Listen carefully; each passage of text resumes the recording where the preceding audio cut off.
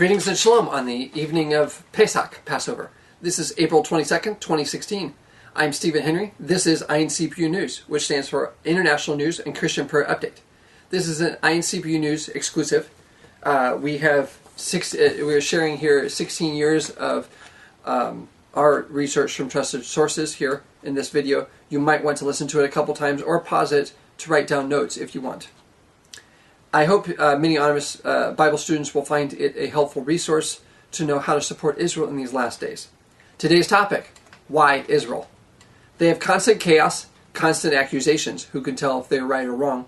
There is no Israel temple built yet. They're in their capital, Jerusalem. And there's no peace yet. So what's going on in Israel? That's today's topic. But to understand the whole picture, we need to start at the Word and go back to the beginning, back to Genesis.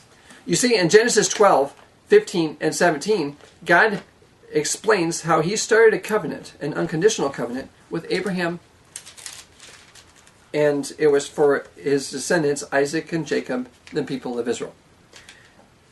You find the start of that conversation in Genesis 12, verses 1 through 3. Now the Lord had said to Abraham, "Get out of your country and from your family and from your father's house to a land that I will show you, and I will make you a great nation. I will bless you and make your name great, and you shall be a blessing. I will bless those who bless you, and curse him who curses you, and in you all the families of the earth shall be blessed." In Genesis 15, you see God had Abraham cut animals in two and put them in a row, except for the doves. And then they were supposed to both walk through it, as would be called cutting a covenant. That's how you formed a covenant back then, between the blood. Instead, God himself was the only one who, as a blazing torch and flaming oven, went through alone. This is an unconditional covenant. Then in Genesis 17, God showed him more of the parameters of the land, and he also said in verse 7, "I will establish my covenant between me and you and your descendants after you in their generations, for an everlasting covenant, to be God to you and your descendants after you." It's an unconditional, everlasting covenant.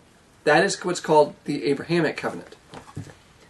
So, Abraham raised his son Isaac. Isaac grew, had a son Jacob. God changed his name to Israel, and he had 12 sons.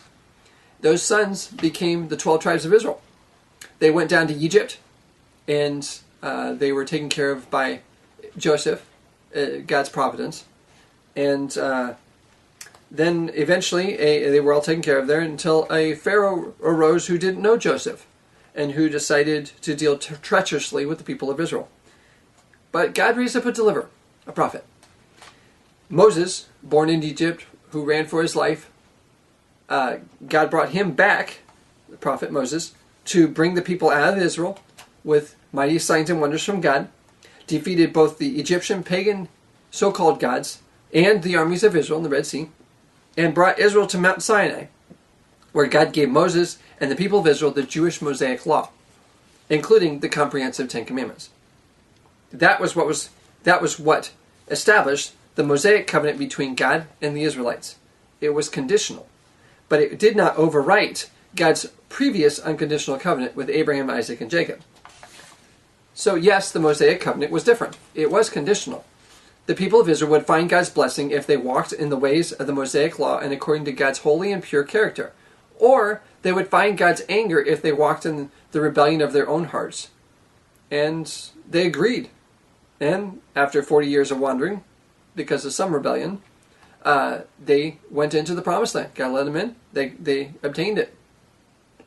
But sadly, many times their hearts turned away from their God and his teachings. And we see that God allowed the people of Israel to be driven out of their land, as God had warned them many times through his servants, the prophets. As God warned, so it happened, that because they continued in their idolatry, pagan worship, and spurning of God's word and law, God scattered the people of Israel for a time. But God always kept a remnant. Some always stayed faithful to God. In time, God also kept his word to return them back to the land that he had given to their forefathers and them. Among rebukes, prophecies of the coming Messiah, Yeshua HaMashiach, and discussion about the future kingdom where Christ would rule, God also included specific prophecies that he would bring people, the Israeli people, back to their land, Israel, the land he had given them. You can find these passages in Isaiah, Jeremiah, Ezekiel, Daniel, as well as other prophets. I plan to give references in several minutes. But before we get to that, let's skip first ahead to modern-day Israel. I'm assuming all of us are aware that 1948, 1956, 1967, and 1973 were all significant years in the reestablishment of Israel. But to get a proper perspective, we need to go back to the 1900s, even as far back as the late 1800s, to get the whole picture. You see, in the late 1800s, it was a roaring time for those who had lots of money, and everything was booming, everything was growing, economies were doing well, and those who had lots of money, I'm talking about the ultra rich, had spare money and spare time to go wherever they wanted by sea, and buy whatever they wanted and build whatever they wanted. That was when the New World Order team started to form. At the start of the 1900s, the Arab nations in Arabia and North Africa didn't exist yet as we know them today, though the Arab people did dwell in the areas of wilderness and arid deserts that are now known as Arab countries. Very shortly into the 1900s, the Rothschilds in Britain and the Rockefellers in the U.S. started to form these Arab nations and put leaderships and governments as part of what the New World Order team hoped would be the Middle East Union and Arab League, one of the 10 toes mentioned in Daniel 2. In 1913, the creature from Jekyll Island was newly created, the seventh central bank in U.S. history, the Federal Reserve and the IRS, both of which are illegal. On August 1st, 1914, World War I began with a staged assassination, and it ended on November 11th, 1918. During World War I, the Jewish people who had been in positions of power and prominence in Europe were removed and sent to wander. Some settled in other countries in Europe, but some started to head back to their home, Israel, where a new fledgling nation was being formed. The Jewish people came to a barren land of Israel, a wilderness, and they bought this land for enormous sums of money from the Arab ranchers who dwelled there. They cleaned out the swamps, they built cities, they planted things, and according to God's word, the re-emerging land of Israel was blossoming. Isaiah 35 is only one passage that references this. This was just a small proof of God's fulfilling of His word, and there would be many more to come. One key problem was that for the British Rothschilds and the United States Rockefellers and the Vatican, when they realized that if Israel were reestablished, it would interrupt their Middle East Union. Their plan to solve this? Destroy and murder and plunder as many of the Jewish people as possible in Europe and abroad. Then a useful villain stepped forward. Allegedly, Adolf Hitler was from the Rothschild family. Whether that is true or not, Hitler did partner with the Rothschilds, Rockefellers, and the Vatican to try to become the one world tyrant. You see, Hitler had to get the funding and approval of the Rothschilds, Rockefellers, the Vatican, and the secret societies of Europe, including Masonry, for his selfish plans to work. Those sponsors of Hitler are usually just referred to in modern history books as industrialists. Hitler had to get their permission to say whatever he wanted to say against the industrialists to gain the popular support of the people. And Hitler would have their help so long as he never let the people turn on them. With Britain controlling who would come and go out of Israel, the New World Order team thought they had it all figured out, and thus the stage was set for World War II. Please keep in mind that the New World Order aim of World War I was the one world government attempt, League of Nations. That is included in the wording of the treaty. And the New World Order aim of World War II was the one world government attempt of the United Nations, and that is included in the wording of the treaty. In 1939, World War II began, initiated by Adolf Hitler himself. Many people died in that needless war for one world government, including countless millions of the Jewish people. The rest of the Jewish people fled to their homeland, the newly forming Israel. The industrialists tried to stop the Jewish people from fleeing to the land of Israel in a variety of ways, but since they couldn't kill them, and since they couldn't stop them, they decided to try to betray them another way. The Rothschilds had already initiated the Balfour Declaration Agreement in 1917 for an unfair two-state solution, and the Rockefellers' United Nations is trying to enforce that. Surprisingly, the Jewish people agreed to this wicked and unfair plan, but the Arabs did not. You see, the Arabs, hearing the whisper campaign by the Rothschilds and Rockefellers that you can get rich by murdering the Jewish people, decided to not become a state, and instead to prepare for war. On November 27, 1947, Israel was released to be recognized as a sovereign nation, no longer under London's thumb, the British mandate. And on May 14, 1948, Israel was recognized as a sovereign nation and celebrated, headed up by their new president and their adjustable constitution. The Arabs, being equipped by the Rothschilds and Rockefellers, surrounded and attacked the Jewish people the next day, May 15, 1948. With help from God's blessing and sightings of angels, the Jewish people soundly defeated the Arabs who attacked them. Sightings of angels are reported in the first 4 main wars. Israel was attacked again more secretly in 1956, but they won that war too. Israel was attacked more vigorously in 1967, the Six-Day War, this time by Egypt. Again, with God's help, they won again, including acquiring and uniting their capital, Jerusalem. Israel was attacked yet again during Yom Kippur celebration of 1973. And again, God helped them defeat their enemies. Since losing these wars so badly, the Rothschilds and Rockefellers have since kept their war strategy to subterfuge and guerrilla warfare tactics rather than direct attack, while they try to keep forcing Israel to not defend itself. So a quick review. 1948, Israel's War for Independence. 1956, the Second Arab-Israeli War. 1967, the Six Days War. 1973, the Yom Kippur War. As you can see, Israel rightfully owns the land of Israel by 3 proofs. By God's word in an unconditional everlasting covenant in Genesis 12, 15, 17, and by paid acquisition of the land of Israel, huge sums, and 3, by the treaty standards and guidelines accepted around the world, Israel owns their land. God has reestablished them according to his word, and it doesn't matter what the Rockefellers' so-called United Nations says. The Rockefellers lie all the time, and yet show no remorse even when caught red-handed doing evil. The devil, Satan, has used these New World Order elitists, banksters, and the Vatican and their family to continue to attack, harass Israel and the Jewish people over the last 4+ decades.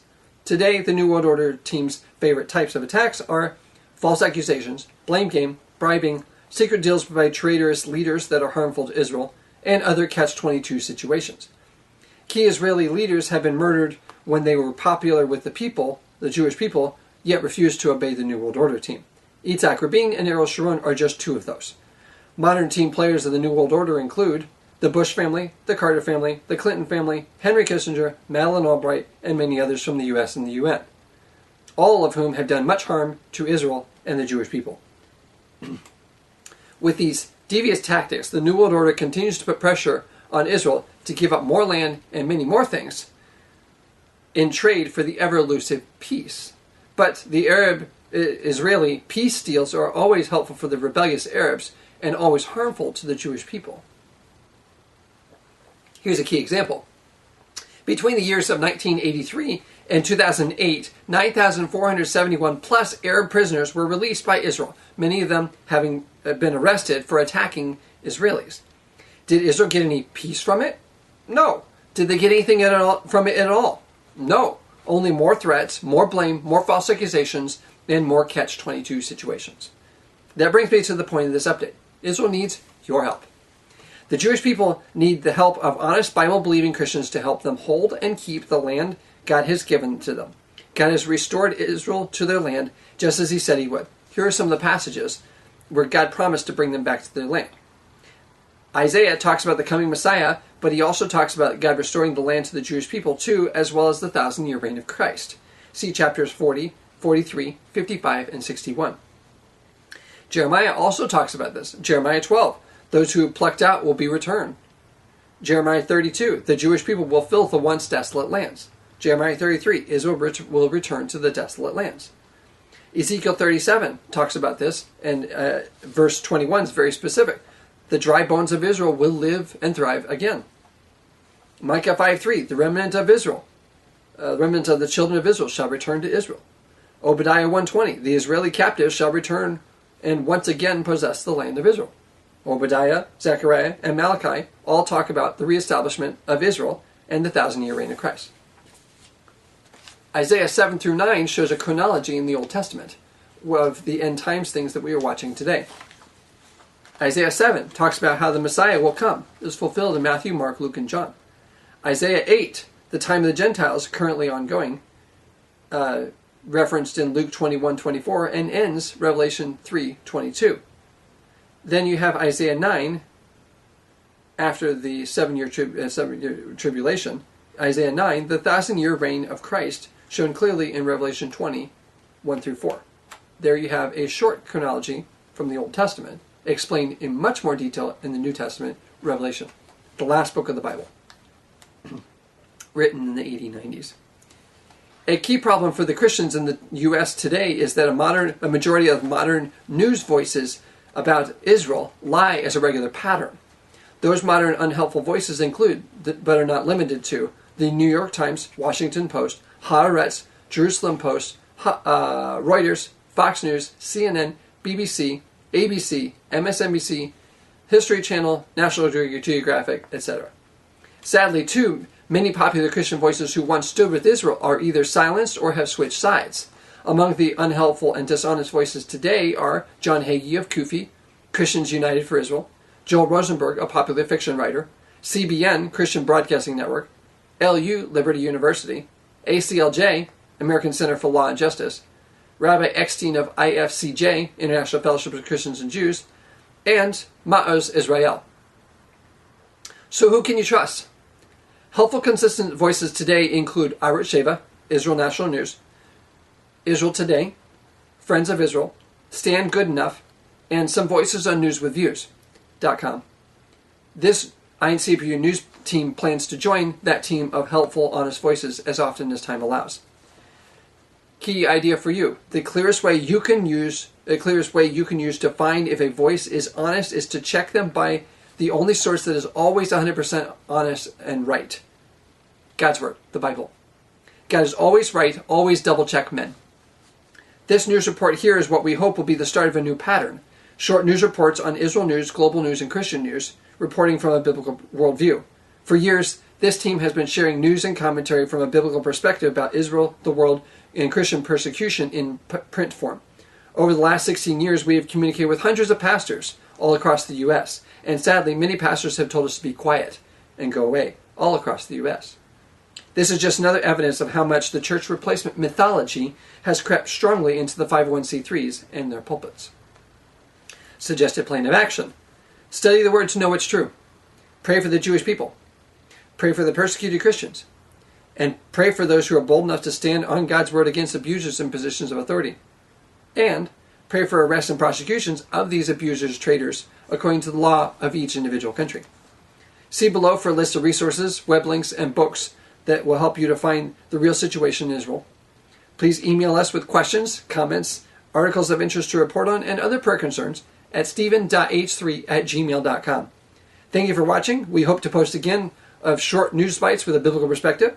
God bless you as you seek and serve Jesus the Christ with all of your heart, soul, mind, and strength. This is Stephen Henry with INCPU News. Shalom.